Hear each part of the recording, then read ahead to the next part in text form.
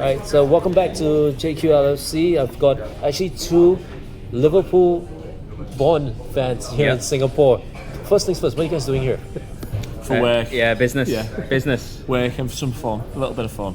Well, you found the right place to watch Liverpool action. Absolutely. And I think this is the last game of the season to be broadcasted here in Cook and Brew.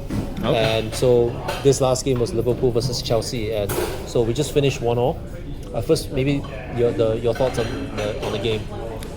Yeah, I think we started well. We just see the highlights here. The first 15 minutes up until the goal, I think we were on top. Mm-hmm. We got the goal, and then you want them to put the foot on the throat of Chelsea, and keep the pressure on, but it doesn't happen. And what we were saying, I think I said to Matt during the match, was like, what does a Liverpool goal look like?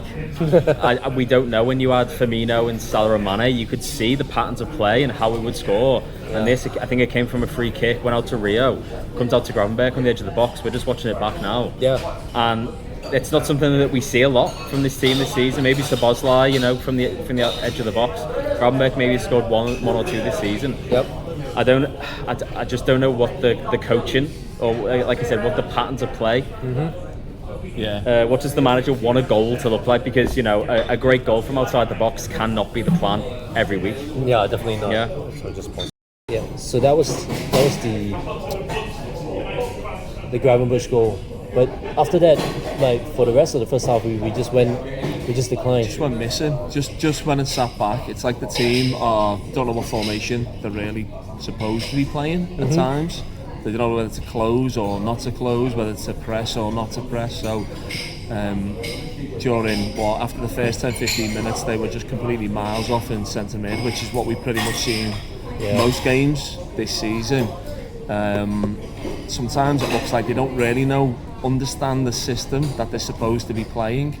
Yeah, we're watching the highlights right now for the equalizer. It's like, to be honest, I think that's a really smart goal for the equalizer, because that's one you can concede any week, but I mean we should have been 2-0 by this point. After the first goal, we've got to keep going. But it feels like a lot this season when we score, we play not to concede almost. We scored. We don't press in midfield, and then we sit and then we do concede. We scored the goal, and we would have basically, like, if you think about 18 months ago, we would have that would have been a 4-0 win after that first goal.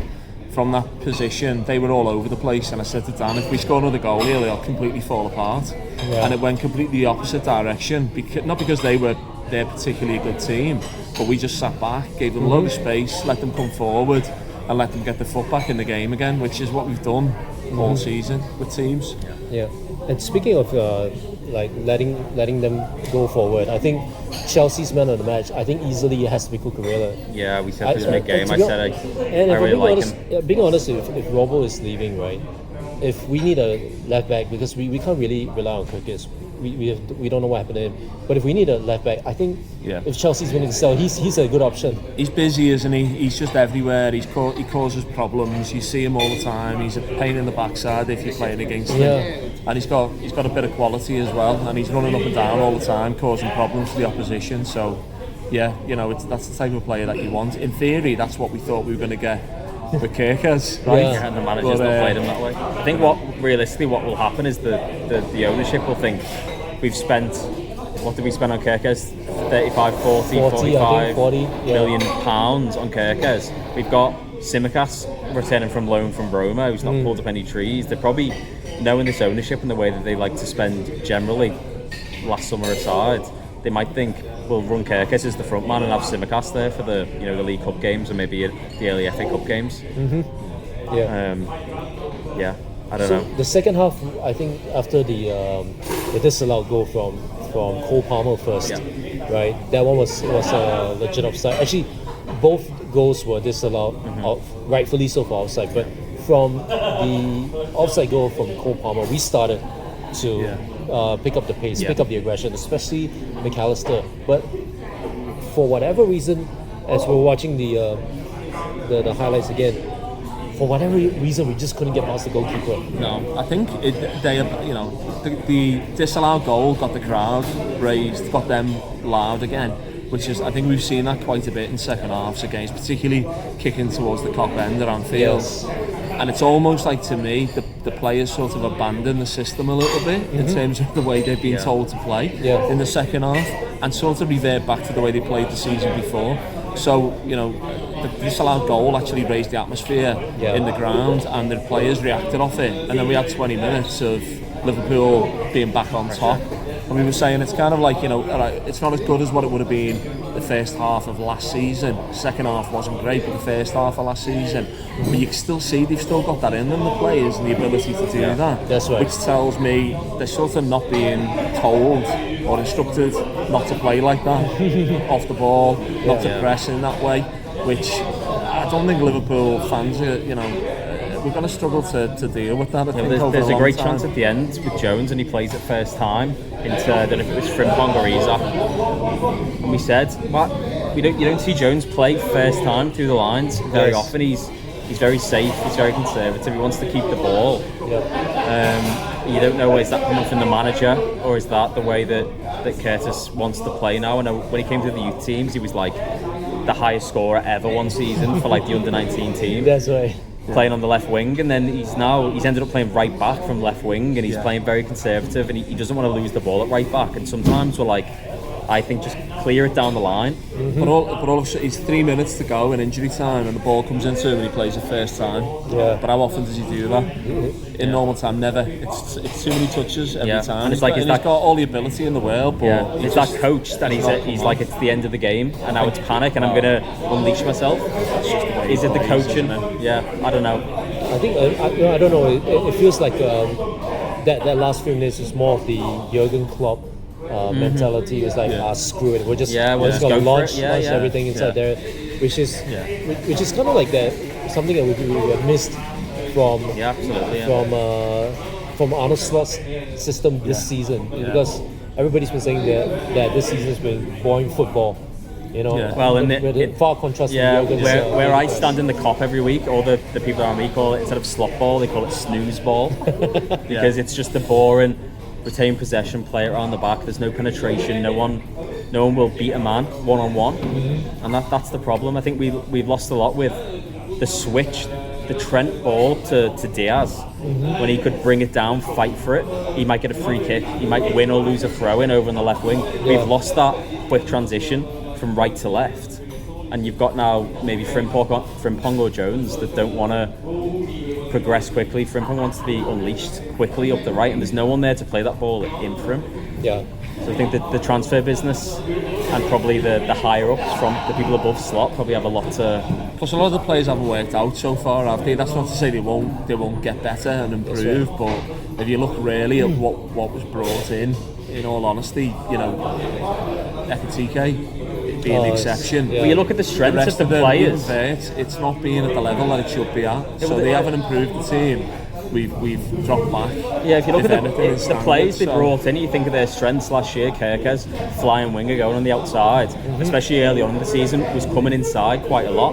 Got Vert. He's used to having two or three players ahead of him, making runs in behind, which he can play balls through, or space for him to be able to hit them shots from outside the box. Doesn't happen. He's actually used to rapid wingers either side of him, giving him chances. Hasn't had them. And then you said Ekitike was good at the start of the season, had a couple of injuries, and then since Christmas really hasn't scored many. So it's been other than that Crystal Palace goal that quite honestly he kind of intercepted McAllister's shot. So we brought players in, and I'm not sure it's the players' fault. I don't think we've really played them to their strengths.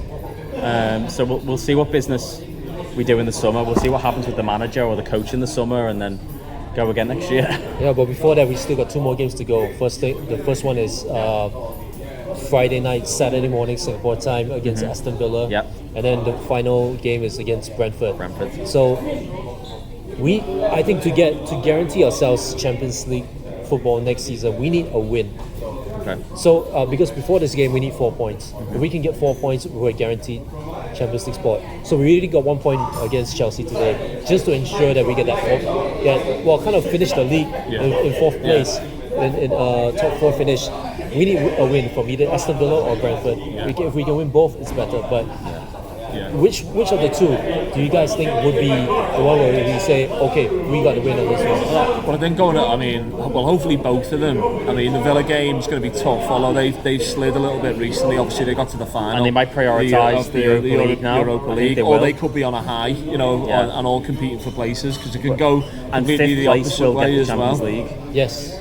So 5th place. So I think last game of the season, Liverpool historically do pretty well, especially at Anfield. So you kind of hope that's a banker. But again, not an easy game against Brentford, because they're going to be competing as well. And they can make European places I as said well. To Matt earlier, Champions League places, because if Aston Villa wins the Europa League, and if they end up at 5th, whoever's at 6 is going to. So there's not an unlikely scenario where in the last game of the season, Brentford need Liverpool to win to guarantee them Champions League. So if they might need us to win to come 4th to push Villa 5th. And if they're in 6th position, they would need to lose to us in the last game of the season. It's not an unlikely scenario. In terms of the results, where we are in the league and the whole season, and in full context, that's actually not a bad point for us today. Terrible performance. It wasn't a great performance, all the rest of it, but if we lost, it would have been obviously a lot worse. So you kind of go to the last 2 games of the season, you kind of hope that they're going to win both games, at least to go away for the summer comeback, and Slots realistically is going to be here next season. At least it gives them an opportunity, so it's not overly, it's obviously a little bit negative at the moment, the way we're playing. You don't want to lose a game or lose the last 2 games, even worse, and then come back in the summer, you're starting off on a pretty negative foot, and then moving into the season straight away, you go, well, if we don't really hit the ground running, next season, 3, 4, 5 games in, it's going to be really problematic, isn't it? If we're playing like this, so there's got to be, he's going to have an opportunity to improve, obviously, and he's got to make the right decisions. The club have got to make the right decisions, and we've got to improve start of the season. I think the Klopp and the Pep era from the last 8 years has really warped our minds about what a good Premier League season looks like. If you think since, say, the Abramovich era of Chelsea, there's not a season where you can say losing at Old Trafford and a point at Chelsea at home is really bad. It's the way we played. It's the other games. It's the games against the bottom half. It's I think we've got. It's the rest of the season. The points we've got against the top half teams, especially away. If you take the last couple of games in isolation, we were on a run of 3 wins, and we were climbing up the league. We've pretty much secured Champions League football now. As you said, we need 3 points, but that assumes all the teams below us win their games. The reason that we and the other teams who are fighting for top 4, top 5 for Champions League qualification are fighting for Champions League qualification, not the league, is that they drop points quite a lot. And the chances of those teams, including Villa, who now will prioritise the Europa League, hitting full points is slim. I'm pretty confident we're okay from here with that point. But there's always that chance. But we've got to try and close the season out the right way, because otherwise it just comes back pre-season so negative. You come into pre-season, you start the season, and everything's on off the back of a downer. You got to try and get some victories. And speaking of that last, speaking of ending the season, that last game, that's most likely Salah's last game, Robbo's last game. That's going to be. I believe that's going to be God of Honors for them, and Jordan Henderson as well, because he never got to leave. Liverpool. Salah's spoken about that. He does deserve one. He's a league-winning captain. And I think. And probably Quinlan Kelleher as well. Or is he playing for Brentford? He's playing for Brentford, right? So these 4 guys I'm sure these 4 guys will get the God of Honor. But the point is that my question to you guys, the system. All season long we've been complaining about the system, right? With the signings and all, because we're not playing them in their favourite positions, because the system from their previous clubs kind of allowed them to play in the positions that they want. So if we're going to keep them, which most likely we are, what is the system? Because obviously Jurgen Klopp's gegenpressing is not going to work for these guys, because they're not pressing. But Slot's formation and system from last season, a lot of it's going to depend on who they bring in, and especially I think in the centre midfield area, the type of player they're going to bring in is going to tell us a lot in terms of the way we're going to move forward, whether it's going to continue in a similar style.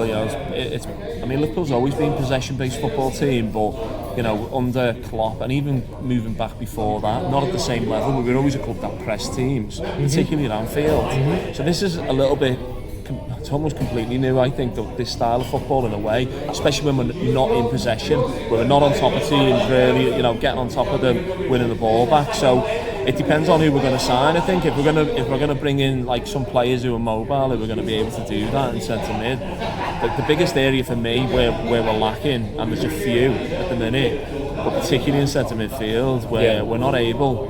And some players have massively dropped off as well. If you look at McAllister, he was just unbelievable last season. Yep. He's miles off it this season. It's like he can't run, and you got a couple of others in there as well. It's really dependent on what style of player he's going to bring in there. Whether he's going to bring in someone who can actually cover the ground, press, get on top of players, or if he's going to bring in someone similar to say Verts, a player, a bit of a baller who's on the ball, great, looks amazing. But off the ball, realistically, he's not that type of player who's going to go in and press. And would a change of formation fit in there? Because the reason I asked this because I've spoken to one of to ask me the guy that was specific, and we did a video after our loss to Brighton, and we were talking about bringing Alonso in potentially. And Alonso's system is 3-5-2 or 3-4-2. That's why Frimpong and but he played forward to back. The big thing for me within the club, and you talk about like the culture of the club, is the leadership group that Klopp brought in. So you had Alisson, Trent, Virgil, Robertson, Salah, Milner, Henderson, and then McAllister in the late years came in. You think of those leaders, and Klopp had them as they were all captains. Obviously Henderson then was the captain. Think of that leadership group. Trent's gone, Robertson's going to be gone, McAllister might be gone. I personally will get rid of McAllister. Salah's going to be gone. Who in this team now, apart from Virgil, are leaders? You go, okay, Szoboszlai's the captain of his club. We're at Man City. Szoboszlai's arguing with the fans. He's arguing with the away fans. I don't think people build up Szoboszlai as a future captain. I think he's more likely to captain Real Madrid than Liverpool, personally. Szoboszlai? Yeah. I don't think he's got I don't think he really aligns with the culture of Liverpool properly. That's my thing. Is he's been the best player, but he's been the best player by his attitude and his work rate. Yeah, and ability as well. But I think if you asked him honestly to draw out his career map, I think he's one of them. I think he's an Instagram footballer. I think Ekitike's the same. That midfield was protected a lot last season as well, because you had them three forwards up there. You had Salah as an unbelievable. So you had Luke Shaw playing brilliant on the left, and whoever's in the middle, so that press started at the front. So I think that midfield got a lot of protection, and you see it this season, especially the formation that he's playing, because he's had to change it straight after Christmas to win games, go very defensive, just to get points, which I understood at the time. But that midfield doesn't get the protection then, so the ball's coming in quite easy into midfield, and they're just getting bounced. The ball's getting bounced around them in there.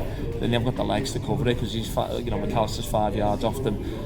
You got Szoboszlai, who has got the legs, but the others don't. Gravenberch's the same as well. Yeah. So for me, there's areas to strengthen everywhere, but that centre mid's going to be key, I think, in terms of who they're going to bring in, what they're going to do in there, because he's obviously not going to play that three up front, that three flat up front that are going to be close and pressing. But at final, that was his structure. He had pacey wingers. He played a 4-3-3, he had pacey wingers and a striker, and I think that's what he wanted. And like I said, they've brought him in, they've called him coach, they've not called him manager. We have Richard Hughes, who's the sporting director, who apparently is responsible for all the transfers and responsible for the appointment of Slot. I feel like the reason they might keep Slot is because it saves Richard Hughes' own job. If you sack Slot, then Hughes has been responsible for all the transfers and responsible for appointing the manager. You're going to conspiracy theories if you keep on talking, by the way. Well, that's what... But okay, obviously I think the most important priority right now is the central midfield, and I totally agree with you guys. So with all the transfer rumors that's been going on, players like Adam Wharton, for example, would Adam Wharton suit this? He's a brilliant player. Yeah, but he's playing really well. But I'm not sure he's gonna.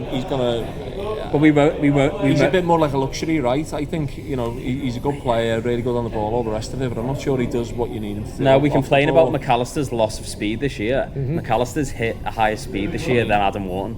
You know, Adam Wharton's not this player. An old school donkey who's just going to go around kicking people, you know, centre midfield. No. You sort of, if you're not going to, it's one or the other for me. It's, you know, either you bring players in at the front end of the pitch who are going to be able to close and really press, and then you've got midfielders that can go in behind who maybe benefit. You know, they might not necessarily have the legs like you know, someone like a Henderson running around, but you've got the three up front doing that. I mean, ideally you'd have both, but Sure. The way he's played the team, obviously in the back end of this season, well, most of the season since Christmas, is not. He doesn't want to play that formation. He's changing to a different formation. He's got to fit Vert in, because look how much Vert's cost. Yeah. So he's got to fit him in. So Vert in a 3 in midfield is. Do you know what? He actually does close, to be fair, but you know, his physicality, his mileage he's a small is high guy. Per game. He does try and press. He's not a complete luxury who sits out and cheats. He gets involved in the game. But he's not that type of player, is he? You don't really want him. You kind of want him cheating. You want him the other side. you need players in front of him. When you win the ball back, you can play the ball into him, and then you've got players in front. You need people ahead of him that can do damage. And at the minute, this season, you've had Gakpo who's underperformed. Rio, he's hit and miss when he has played. He looks electric, but he's done great, I think. For a young player, he should have had more minutes. You've had Salah ahead of Vert this year, and then the two strikers, and a lot of the time it's been Ekitike and Vert playing together, trying the 1-2s, trying the flicks, and you need a third electric player, or maybe a fourth. And we've not had the damaging players on either side. So I think you're not going to have an Ekitike. He's tried to do the closing, but that's not his game. I don't think. I don't think any of the you sort of look at them signings and go, where do they fit in? Yeah. Ekitike's done great, but what about Isak when he's coming back from injury still? But he's not going to be that player that's running around pressing people at the front. So I agree. You've sort of got to have that somewhere in the team. And you're playing at Anfield. You've got to have the ability to get on top of teams. And so what do you guys think of this lineup, like for the attacking six, if you will? I think, listening to you guys, right, I think that it boils back to a Fabinho type of player, where Slot can still play that double pivot, two central midfielders, but one of them has to be a Fabinho type of number 6, because if we're going to play Vert, we need the double pivot. You can't play Vert in the 8. He needs to be the 10. I think. So but probably I don't think this club suits the double pivot. I think we suit the 4-3-3. Which is how we want to play. So a 4-3-3, but what if like a number 6 on the left, Szoboszlai on the right, then Vert's up top, and then you got your front 3. Well, we've just given Gravenberch a new contract, 5-6 year contract on £300,000 a week. 300 grand? Yeah. Oh shoot. Something like that. So So Gravenberch is going to play. Vert is going to play. So then you're picking one of McAllister, Jones, maybe going in the summer. McAllister, I would move on. He'd probably look great in Spain and Italy. We don't know the identity of the team, do we? You look at us over the last 5-6 months. We don't really know what we play. And watching that today is you know, it wasn't the worst result in the world in the end, but it looks like the players don't really understand the identity as well. Yeah, you know? to be fair, they don't really. They lose the ball and it's individuals going and pressing the ball. Trying to win it back. Well, how many times did we say Szoboszlai? And they're 5-6 yards off. Szoboszlai would press the centre back and they'd pass it one man over, and Szoboszlai would turn around. Where's the rest of the team? Yeah. But you had Gakpo nominally playing up front, who wasn't pressing the other centre back. The two wingers, who were apparently Frimpong and Rio, are sat so deep, and I think we struggle generally against a 5 or a 3 at the back, which is why we struggled against Palace quite a lot in the last couple of seasons. Well, especially this season, they beat us 3 times. And you look. I think last season with Forrest playing a 5 at the back when they were Slot's nemesis. Yeah, I don't think maybe they still are. But given overall, given the season we've had and what could have happened, it's not. I think you've got to take it in context, haven't you? That you're going to get Champions League, which we're fortunate to get because the league you know, there's some. Well, we're not the only fortunate team to get Champions League because the league standard I think has dropped down. Hasn't it, you know, I'm not. In terms of points, we're going to get Champions League. I think we just got to be positive, looking forward to next season, and hope, you know, that it's an unusual situation as well in terms of obviously what's happened. Everything that went on the summer before. You know, we just got to hope that they learn from the mistakes and we're able to build next season moving into it, and we come out, you know, a totally different team. Because you look at Arsenal and Man City, it's not Man City, you know, 3, 4, 5 years ago. It's not the level of the league that we've seen before, and that's the frustrating part. You kind of look at it and go, we could have won the league. Like, if a good team will win the league, you know, for sure. So we're not a million miles off. It's not like this, you know, it's not like Man City 3, 4 years ago. They're all beatable, and we could get there. Yeah, you know, we just got to do the right things. We spoke before we hit record about like, will we slot in or out? We said like, we're not. I think me and you were not for or against either. I think if he left and a good manager came in, someone that you think could pick it up, maybe Alonso. I mean, people keep bringing up Enrique. I'm like, why would you leave PSG right now? No, you could go and win another Champions League next year, but. If Slot stayed, I use the word excuse. You had the tragedy with Jota in the summer. I don't think if there's still a transfer committee, Richard Hughes, blah blah blah. I think all the players we bought in the summer were players. If we were all playing FIFA or Football Manager, they were all players we wanted. But we all agreed it was the best. Well, it was the best summer. To be honest, we all said it. But I think I've already said we didn't account for the loss of Trent. We didn't account for the loss of Diaz. It was too much change too quick. We bought Isak. He wasn't fit. He's been injured. Ekitike's ended up injured. We've ended up having to overplay Ekitike. I think we said the other night during the Man United game, the start of the season, Wirtz and Ekitike at 60 minutes, they were done. Until Christmas, they're just not fit enough, and that's just the differences in the league. So the pace of the league is different. There are a lot of mitigating factors for the manager. The fall off of Salah, no one thought it would be this bad. And the manager's a manager who wants a striker and wants 2 pacey wingers on each side, and he hasn't had it this year. And how much of an impact he has on the transfers, we'll never know, because the talks that happen behind closed doors. But as I said, whatever happens, if we replace him with someone that we think could do a good job, okay. If he stays and he gets a chance, he's got a year left on his deal. We'll probably end up top 4, top 5 next year again, and get Champions League, and then we'll go again the year after. We'll see. The game's starting now, you know. You better stop talking. So hey guys, thanks for taking the time. You know. No, thank you. So so appreciate it. So just like camera, just say anything you want to say to the Liverpool fans back in Liverpool. You know, you're here in Singapore. Yeah, no, it's been we've had a good little trip to Singapore, haven't we? Yeah, no, thanks to you guys for making us feel so welcome. Yeah, we had a blast. Unfortunately, it wasn't the game and the result that we wanted. But it's all worked out. So we're looking. Well, maybe we'll get back here again sometime in the future. Hopefully, see you guys soon. I appreciate it. Thanks so much. We've had a nice chat and made some friends anyway. Likewise. Thank you very much.